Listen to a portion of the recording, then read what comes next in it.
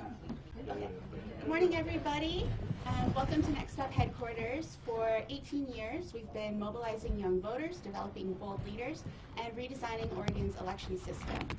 My name is Samantha Gladhue. I'm the Executive Director of Next Up, and we are taking this very seriously. There's a pandemic going on right now, and we need to take immediate action to safeguard our elections. We had a board member affected by COVID-19 who was going to speak today, but unfortunately she had to cancel due to public health concerns. So I'm going to read some brief remarks from her who cannot make it here today. My name is Gabrielle Cozy. I'm a board member of Next Up, and I'm also a college student who's affected by coronavirus. I was supposed to go back to school tomorrow. I came home for spring break last Thursday, and then I got notice that my campus was closing down and I cannot return until at least April 5th. I'm at home without many clothes, without my books, and I'm having to take classes online across time zones. I'm stressed out about many things, as are tons of my peers, some of which are trying to find ways to get back home or just find a place to stay, in the midst of having seemingly many impossible circumstances. But it's important to recognize the privileges I have right now. After all, I am home, I am insured, and I'm a healthy young person. Many people do not have the economic security to withstand this health pandemic. And there are hundreds upon hundreds of stories like this throughout the nation. Knowing what we're seeing at the individual, community, and institutional level, we need bigger action from our government to address this immediate crisis. Elections are taking place throughout the country. Next Up is part of a national network comprised of youth organizers. We're seeing how the pandemic is affecting their work, their elections, and we're also preparing for our own. Oregon is the #1 easiest state to vote in. But elsewhere, elections are fraught with voter suppression, foreign interference, and ineptitude. And it's past time for the federal government to adopt policies that have worked in Oregon for many years. So I'm going to turn things over to Senator Ron Wyden, who is here to talk about his important emergency action that needs to happen now. Samantha, thank you, and big shout out to Next Up, too, for all the wonderful work that you do, and my longtime friend, Phil Kiesling, who, to a great extent, is the father of all this, who pioneered vote by mail years and years ago. It's great to be with Phil. And then, of course, Urban League president. I'm a mere senator. She is president, so the record shows that. Nkenge, and CEO Nkenge Harmon Johnson. And I really appreciate everybody coming out. So I feel like I'm hanging with NBA All-Stars of good government and certainly improving elections with Samantha and Nkenge and Phil. And let me just give you my sense of where things are for Oregon.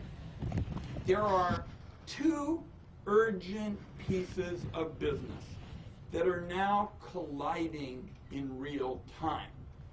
The first is the healthcare challenge of the coronavirus that seems to expand daily. And second, there is the democratic challenge of running elections safely and fairly. And I'm going to touch briefly on both of those challenges. And the bottom line for me is Oregonians are courageously taking steps to protect their families and their communities. And now it's time for the federal government to be a better and more effective partner in working to help keep Oregonians safe and our communities in a position to prosper. So what I'm going to do is touch on a couple of issues, and I'll start with the healthcare challenge. In the next few hours, I hope that our incredibly strong push to get the president to declare an emergency, a national emergency, will pay off. We've gotten reports that it would, because that would allow Oregon to get a special waiver from the Center for Medicare and Medicaid Services. And what this would mean, it would mean easier access for services and to providers for Oregonians. It would ensure, for example, that we would get rid of mindless prior authorization requirements. that has held up Oregonians, and we would be able to expand settings for Oregonians. So, for example, you could get some services at a shelter or other alternative programs. My hope is that the president, after we pushed and pushed and pushed for days now, will declare this emergency, and I'm hoping he'll do that in a few hours, because that would greenlight Oregon's ability to get this special waiver to expand healthcare services for our state. Second, and we'll know more about this in a few hours as well, the House of Representatives may soon vote on another priority Medicaid program that I've championed to expand the federal match for Medicaid. And our rough back-of-the-envelope assessment is this would mean more than $400 million for Oregon between essentially January 1 of this year and the end of the year. What this means for Oregonians is with additional federal help on Medicaid, the state can then have dollars freed up for state services in the healthcare area.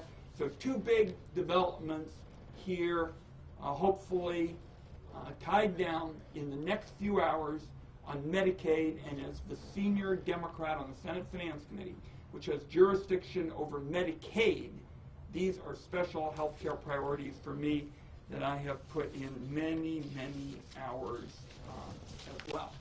Now, let me turn to the question of the Resilient Elections During Quarantines and Disasters Act. Simply put, the legislation that I have authored, Congressman Blumenauer has introduced it in the House, would require all states to offer an option for voters to mail in or drop off a hand-marked paper ballot if 25% of states declare a state of emergency related to COVID-19 or another infectious disease or natural disaster. Here's what this comes down to. No voter in America should have to choose between their health or being able to exercise their constitutional rights.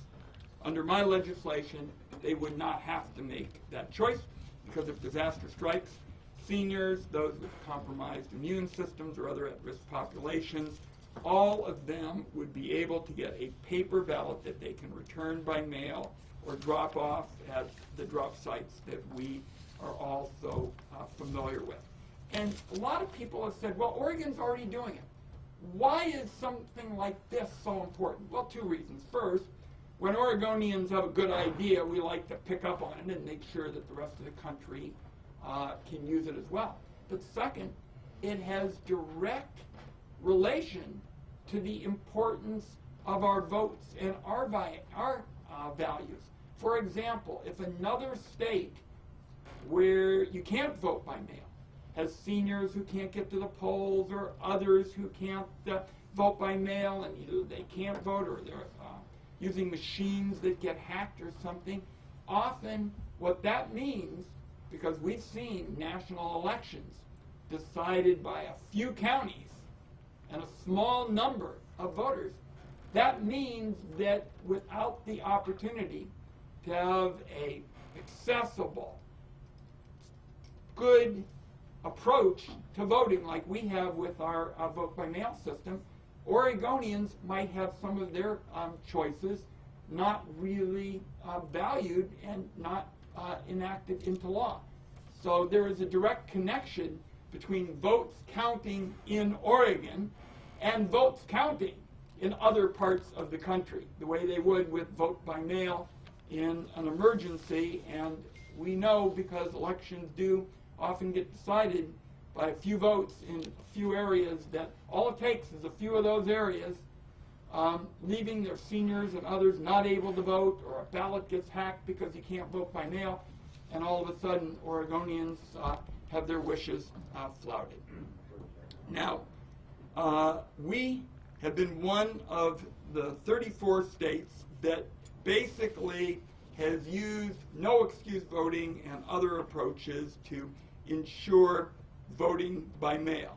And it comes about because, as I say, Phil Kiesling and others put a lot of sweat equity into it. And the only other point I want to mention is that even if the 25% threshold in my bill is not met, governors have the discretion to trigger provisions of the bill within their state by declaring a state of emergency, and then that state would get help with postage and assistance from the $500 million nationwide fund to make sure that in emergency situations, such as the coronavirus or other kind of disaster, everybody in America would have a chance to vote the Oregon way. Let me bring up Phil Kiesling now, and then we'll have President Harmon Johnson, and we'll just take the questions. Well, thank you. Phil Kiesling, former Oregon Secretary of State. I want to applaud Senator Wyden and Representative Blumenauer for their leadership at this really extraordinary time in history of the country. He kindly referred to me as the father of vote by mail. I continue to resist that title for these reasons. This started in 1981, long before I ever got into politics, when a clerk in Linn County, Oregon named Del Riley decided, what if we just automatically mailed everyone their ballot? And that was an extraordinary success in terms of turnout, lowering costs, making it more convenient and accessible to voters. It was a Republican Secretary of State, Norma Paulus, who took it and fought for it, and who was side by side with us when we finally, in 1998, as Oregon voters, made it true for every election. And the late Secretary Paulus did a remarkable job, the true mother of vote at home. I got to be a midwife. Are you going to bring out the grandparents? Why did we call it vote at home, actually? Most people in Oregon, Colorado, Washington, states that have fully gone this route, actually do not return their ballots anymore by mail, because we have a robust infrastructure out there of drop sites, of vote centers, of county offices. We've worked to make postage paid, something that I'd like to see happen at the federal level, and have the U.S. Congress guarantee postage paid for every ballot in a federal election going out, everyone coming back. This should not be a burden on states or on local governments. This idea of a democracy stamp, which is incorporated into this, is something for an emergency, but ought to be there generally. I want to make just a couple of real quick points. This is a really important idea at an exceptional time in history. It must be bipartisan. It is something that it doesn't matter, red, blue, purple, or something else, that people ought to support and get behind. At its base, it simply says we want to balance accessibility with the integrity of elections. We want to make democracy robust, even in difficult times. I originally voted against this notion of mailing everyone their ballot when I was in the legislature 31 years ago. I liked the tradition of going in person. But I realized that I was confusing a particular ritual, and one that is beloved by many still, but with the essence of what democracy is, and that is participation. And we've reached a time where literally people, as the senator said, are faced with endangering their health and maybe even their lives to exercise the most fundamental of their constitutional rights. That is absolutely unacceptable, and this bill would help facilitate the states that need to continue to open up their access. Now, I have no illusions. We're not going to see between now and November every other state adopting the Oregon or Colorado, Washington state model. But what I hope we'll see is states that have excuses getting rid of those excuses, states making it much more accessible for people just to ask for it and to get such a ballot. And with the help of people across the political spectrum, this bill is going to help enable that very important and urgent thing that we need to be doing right now at this unprecedented moment in American history. So Senator and Representative Blumenauer and others, thank you for your leadership on this. And as an organization, I'm chair of the National Vote at Home Institute, www.voteathome.org. We stand ready and willing to help in any way that we can. Wonderful, and it really counts when you get the WW. Go ahead, President. I am Nikenge Harmon Johnson. I'm the Chief Executive Officer and President of Urban. For more than 75 years, our organization has stood up for civil rights and social justice across Oregon and Southwest Washington. Voting is particularly important to our organization, but also to the people that we serve. So I'm delighted to be here today in support of Senator Wyden's leadership, and I thank Congressman Blumenauer for being the sponsor in the House. I want to share with you a few things. First, the Urban League offers a wide variety of wraparound services, everything from housing to education, support with jobs and health, and of course powerful advocacy that we deliver across the region. Our constituents need us to be there for them, and we make it our priority to do that, whether we're in the middle of a pandemic or just sort of regular workaday business. But right now, we're changing the way that we deliver those services so that we can continue to be there for our community, respond to the needs that they have at this time, and we're also standing up and standing next to Senator Wyden at a time like this, because we know that there are so many more people across the country who don't have the same benefits that the people who I serve, people who we serve, have. I will say that I'm really delighted that the older adults, the senior citizens, and the people who are living with chronic illnesses, experiencing disabilities in our state will be able to exercise their right to vote just as they can during any other election season. This pandemic won't interfere with their ability to do so. That's powerful and it's important. But I think about my colleagues who operate Urban League affiliates across the country in dozens and dozens of other states who don't have the ability for their clients and constituents to vote by mail. And let me tell you what that looks like for them, and heck, what it looked like for us before we passed vote by mail in Oregon. It means that there are people all around the country who would be getting vans together and calling upon volunteer drivers to take souls to the polls, right? Getting as many people as possible and driving them to their polling places and then taking them back home, because many folks can't reach their polling places without that kind of assistance, and that's what the Urban League does across the country. But right now, while we're all practicing appropriate social distancing, while we're staying in our homes, while we're working remotely, while we're changing our patterns and habits, it's certainly not responsible to be packing folks into vans and to asking volunteers to drive strangers to their polling places. So what does that mean for people who can't get there to cast their ballots? Do they not vote at all? Certainly that's not a reasonable choice. But even beyond that, think about the people who maybe they can get to the polls just fine, but they have to make a choice. They're dealing with a chronic illness. They are a senior citizen, someone who is in one of the classifications that are more at risk from COVID-19. They have to make a choice between voting for their elected officials, for who will represent them, and keeping themselves healthy and safe. That's not a choice that any American should have to make. So I think this legislation is particularly important at a time like this. Although, Senator Wyden, I will say, as you often have, it's always important that people be able to vote by mail, because you can't hack a mail-in ballot, right? You can't hack the paper, but you can track it.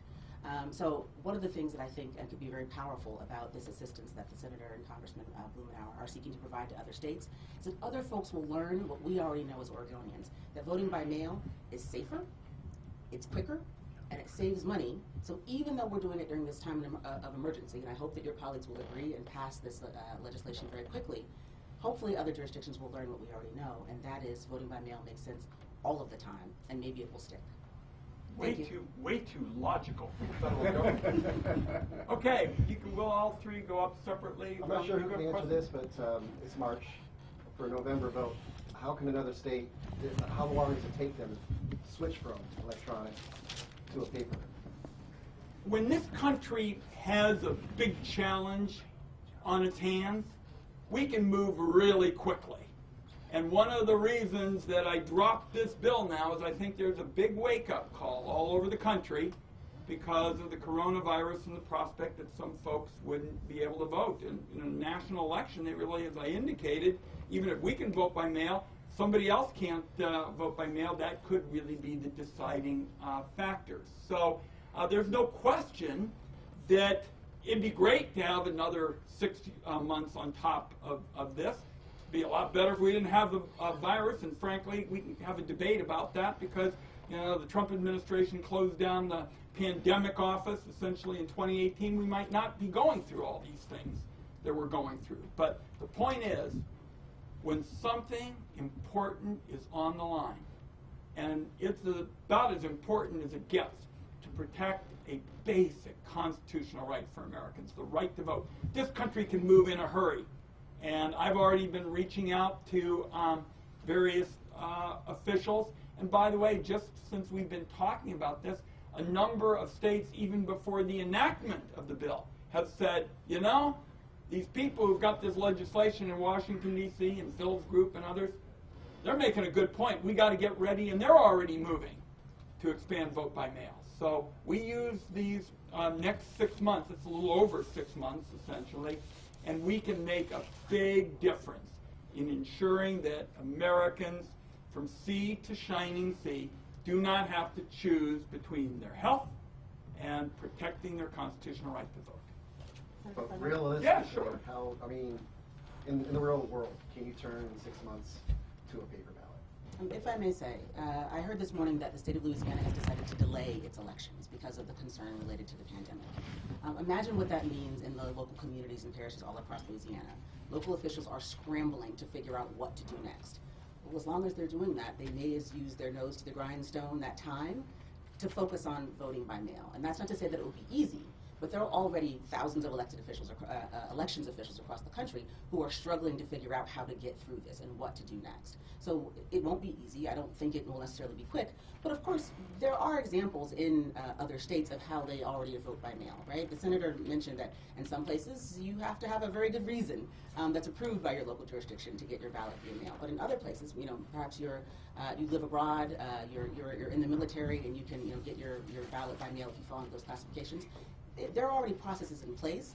They just need help to scale them up, and that's what this legislation is about. Let's hear from Mr. Kiesling, and then I'm going to comment on this. And that's a great point. Critical distinction. You know, every state has paper ballots that they mail out, all 50. It's just a matter of whether they mail out 1% or 100%, as we do in Oregon. So the first issue is the accessibility to the ballot itself. And first and foremost is removing these excuse barriers that exist all across the country. Some of them are wacky. In Indiana, if I am a, quote, serious sex offender, I qualify to get a vote-at-home ballot. Literally, look it up. But if I'm a hardworking, breadwinner for my family, maybe doing 2 jobs and caring for a sick relative, I can't get access. That's crazy. So that's the very first step you have, is just as you said, scale it up. Now, the issue of whether you get to a point of mailing everybody their ballot proactively, there's some big institutional issues there that we'd have to work through. Do you just let everybody do it on their own, or do you try to centralize it and make it more efficient, centralize the counting of it and the validation of signatures and those essential parts of it? That's where I think that states are going to really need help in particular, not just from resources of the federal government, but from experts all over the country, including some of the ones that are working with the National Vote at Home Institute. So it's a challenge, but to reinforce what Senator Wyden said, when we get serious about challenges in this country, we can pull it off. And this may be one of those times when we have to rise to the best that we've got in us. 2 last points. The Palm Beach Post, not a paper that I typically read, reported yesterday that the president has already arranged to get a paper ballot and, in effect, to be ready to vote along the lines that we're talking about. And here's what it really comes down to, because it's a really good question. I made the judgment that with this election, with this legislation, and 25 states, in effect, declaring an emergency, you had a choice. You could get as many citizens empowered to vote in a convenient, accessible, integrity-driven kind of process as possible in a healthcare emergency, or you could just throw up your hands and say, that's the way it goes, and as McKengay said, some places would just cancel an election. That's not what we do. We don't cancel people's constitutional rights in America. We promote their constitutional rights. We don't cancel their constitutional rights. That's what we're doing with this legislation. We'll probably Can I just ask one more question? Yeah, sure. What do you hope to hear from the president our time here? The 2 points that I touched on are really especially important for Oregon with respect to expanding Medicaid. We've got thousands of Oregonians who are walking an economic tightrope. They balance their food bill against their fuel bill, the fuel bill against the rent bill. That's what I'm really hoping for. Also, I want to hear what he's going to do to move quickly now to make testing widely available. And I will tell you, here's what I heard yesterday. Big group of senators with Dr. Anthony Fauci, probably the country's eminent expert on these kinds of infectious diseases. He said point blank, we're failing. We're not doing enough. Later in the day, the president said we're doing well. So I hope that we'll hear this afternoon, and I believe his remarks will be a couple of hours from now, that the president's going to adopt the Fauci science-driven approach rather than some of the statements that we have seen in the past that seem more political. I want to mention one other thing that's going to be really important for Oregonians. It touches again on how we're going to respond to the virus. In the coronavirus package we passed last week, the $8 billion that you all have been reporting on, I was able to get a provision included that has the potential to significantly expand health care for senior citizens at home. What my provision would do would be to waive the telemedicine restrictions so that, for example, after a senior saw the doctor for the initial visit,